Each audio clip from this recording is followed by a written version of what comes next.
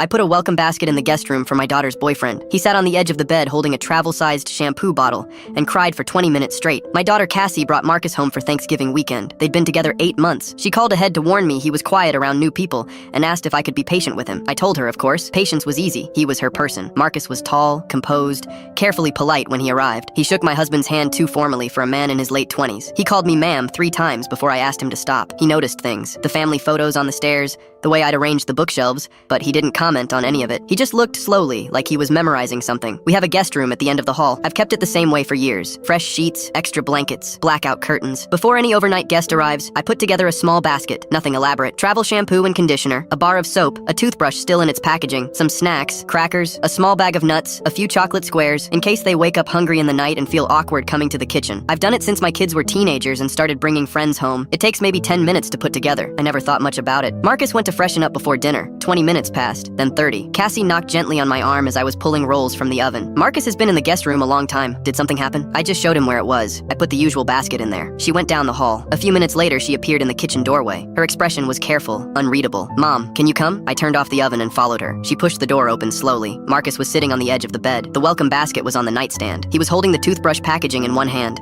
and a small chocolate square in the other. Not eating it, just holding it. His eyes were red. He looked up when I came in, and whatever composure he'd been managing all day quietly collapsed. I'm sorry, he said immediately. I'm sorry, this is embarrassing. Don't apologize. Tell me what's going on. He looked down at the toothbrush. You put this here for me? I put one out for every guest. He nodded slowly, like he was trying to absorb that. You didn't know I was coming until last week. That's right, but you still prepared. I sat down in the chair by the window. Cassie stood in the doorway behind me. I waited and let the quiet do its work. He was still for a long moment. I was in foster care, he said finally. 7 homes between ages 6 and 16. He set both items down on the nightstand, carefully, side by side. In most of them, I brought everything I owned in a garbage bag. You got what was already there or you went without. Toothbrushes were shared. Soap was shared. You learned fast not to take up space, not to ask for anything, not to expect anything to be waiting for you when you arrived. He looked at the basket, the conditioner, the small bag of almonds, the chocolate. I aged out at 18, couch surfed through college, spent years in places where nobody knew I was there or cared when I left. His voice stayed steady, but his hands didn't. I've never once walked into a room and found something someone prepared before I arrived, like they thought ahead for me, like someone sat down and thought, he's coming. I should make sure he has what he needs. He pressed the back of his hand against his mouth. I know it's just a toothbrush, he said quietly. I got up and crossed the room and put my hand firmly on his shoulder. It's not just a toothbrush. It means someone knew you were coming and wanted you to be comfortable. That's what it is. He couldn't answer. Marcus. I waited until he looked at me. There will always be a basket in that room when you visit. Always. You're not someone we're tolerating. You're someone we prepared for. That's a different thing entirely. You're expected here. He nodded once, tight and real. Behind me, in the hallway,